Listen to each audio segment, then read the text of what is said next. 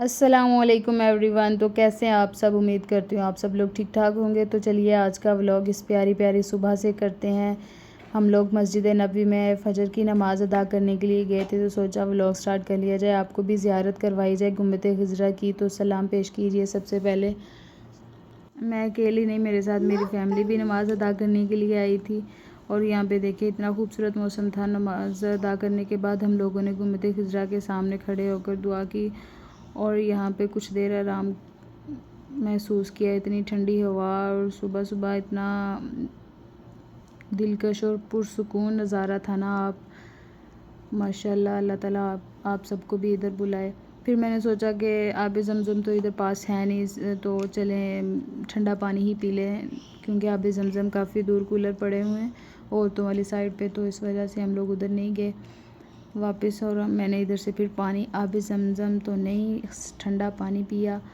کچھ دیر یہاں رکنے کے بعد ہم نے سوچا کہ ہم لوگ چلتے ہیں مسجد بلال کی طرف۔ وہاں سے ہم نے کچھ شاپنگ کرنی تھی، برقع وغیرہ لینا تھا، تو ہم لوگ گئے اور دیکھیں مدینے کے کبوتروں کی بھی کیا بات ہے ماشاءاللہ۔ مسجد بلال کی نسبت سے آپ کو میں حضرت بلال رضی اللہ تعالیٰ عنہ کا واقعہ سناتی ہوں کہ حضرت بلال حبشی رضی اللہ تعالیٰ عنہ دنیا کے پہلے مؤذن تھے اور ہمیشہ مسجد نبوی کے مؤذن رہے۔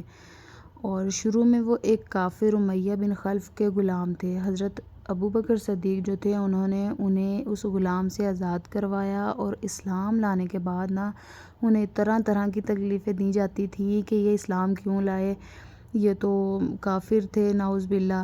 تو حضرت امیہ بن خلف جو مسلمانوں کا سخت دشمن تھا ان کو اتنی سخت گرمی میں دوپہر کے وقت تپتی ہوئی زمین پر لٹا کر ان کے سینے پر پتھر کی بڑی سیل رکھ دی جاتی تھی کہ تاکہ وہ حرکت نہ کر سکیں، مگر وہ اس حالت میں بھی احد احد کہتے تھے۔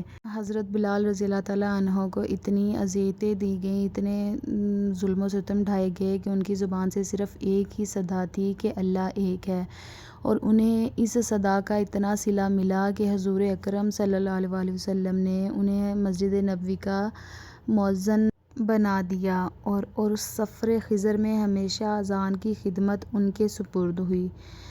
اور یہ کامل عشق و محبت کا جذبہ تھا جو حضرت بلال رضی اللہ تعالیٰ عنہ کسی بھی وقت اپنے محبوب حضرت محمد صلی اللہ علیہ وسلم سے جدا نہ ہونے دیتا تھا۔ وہ حضور اکرم صلی اللہ علیہ وسلم کی چھوٹی سے چھوٹی تکلیف بھی برداشت نہ کر سکتے تھے اور ہمیشہ ان کی خدمت میں حاضر رہتے تھے۔ اس کے علاوہ سفر کے دوران حضرت بلال رضی اللہ تعالیٰ عنہ بغیر کہے جب دوپہر میں دھوپ سخت گرمی ہوتی تھی تو ان کے حضرت محمد صلی اللہ علیہ وسلم کے سر پر چادر تان دیتے تھے۔ صرف یہی نہیں، جب تک جنگ جاری رہتی تھی حضرت بلال رضی اللہ تعالیٰ عنہ حضرت محمد صلی اللہ علیہ وسلم کے پیش خدمت رہتے، حضرت محمد صلی اللہ علیہ وسلم کے احکام اور ضروری ہدایات فوج تک پہنچاتے۔ اور جب رسول اکرم صلی اللہ علیہ وسلم فاتحانہ شان سے مکہ میں داخل ہوئے تھے تو آپ صلی اللہ علیہ وسلم نے حضرت بلال کو حکم دیا کہ وہ کعبے کی چھت پر کھڑے ہو کر اذان دیں۔ اور جس وقت حضرت بلال رضی اللہ تعالیٰ عنہ کی آواز پورے مکہ میں گونجی اور اشہد ان لا الہ الا اللہ کے الفاظ حضرت بلال رضی اللہ تعالیٰ عنہ کے منہ سے نکلے تو مشرکین مکہ کے دل رنج و الم میں بھیگ گئے۔ اور نبی کریم صلی اللہ علیہ وآلہ وسلم نے ارشاد فرمایا کہ بلال اس قدر اچھا آدمی ہے کہ وہ تمام مؤذنوں کا سردار ہے۔ حضرت بلال رضی اللہ تعالیٰ عنہ کے والد کا نام رباح اور والدہ کا نام ممامہ تھا۔ آپ رضی اللہ تعالیٰ عنہ کی پیدائش مکے میں ہوئی اور آپ کی پرورش بنو قریش کے ایک قبیلے بنو جمح میں ہوئی۔ اعلان نبوت کے چند روز بعد نبی کریم صلی اللہ علیہ وآلہ وسلم کا گزر مکہ کی ایک ایسی گلی سے ہوا جس میں ایک بچے کی رونے کی آوازیں آ رہی تھی، تو اس آواز میں اتنا درد تھا کہ نبی کریم صلی اللہ علیہ وسلم بے اختیار اس گھر میں داخل ہو گئے۔ جب داخل ہوئے تو نبی کریم صلی اللہ علیہ وسلم نے دیکھا کہ ایک بچہ چکی پیس رہا ہے اور ساتھ زوروں قطار رو رہا ہے۔ جب نبی کریم صلی اللہ علیہ وسلم نے اس سے رونے کی وجہ پوچھی تو اس نے بتایا کہ میں ایک غلام ہوں، میں سارا دن اپنے مالک کی بکریاں چراتا ہوں۔ اور شام کو جب میں تھک ہار کر گھر واپس آتا ہوں تو میرا مالک مجھے ایک گندم کی بوری پیسنے کے لیے دے دیتا ہے۔ میں اپنی قسمت پر رو رہا ہوں کہ میری بھی کیا قسمت ہے، میں بھی تو ایک انسان ہوں، مجھے بھی تو آرام کی ضرورت ہے، مجھے بھی تو نیند کی ضرورت ہے، تو پھر مجھے اتنا ظلم میرے پہ کیوں ڈھایا جاتا ہے، مجھ سے کیوں ہر ٹائم غلامی کروائی جاتی ہے۔ لیکن میرے مالک کو مجھ پر ذرا ترس نہیں آتا، تو اس پر نبی کریم صلی اللہ علیہ وسلم نے فرمایا کہ اے غلام، تو آرام کر، میں تیری جگہ چکی پیستا ہوں۔ نبی کریم صلی اللہ علیہ وسلم نے ساری رات چکی پیسی اور اسے اٹھائے بغیر ہی وہاں سے روانہ ہو گئے۔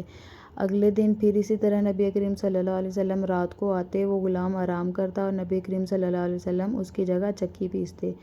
تو اس غلام نے عرض کی کہ اے انسان، تو کون ہے؟ تو غلاموں کے ساتھ کوئی بھی اس طرح ہمدردی نہیں کرتا جس طرح تو کر رہا ہے، تو کون ہے؟ تو اس پر نبی کریم صلی اللہ علیہ وآلہ وسلم نے فرمایا کہ تم نے سنا ہے کہ مکہ میں ایک شخص نے نبوت کا دعویٰ کیا ہے؟ اس نے فرمایا کہ ہاں، میں نے سنا ہے کہ اس کا نام محمد ہے اور اپنے آپ کو اللہ کا نبی کہتا ہے۔ تو آپ صلی اللہ علیہ وسلم نے فرمایا کہ ہاں، میں وہی محمد ہوں۔ تو اس پر اس غلام نے عرض کیا کہ اگر آپ وہی محمد ہیں تو مجھے اپنا کلمہ پڑھائیے۔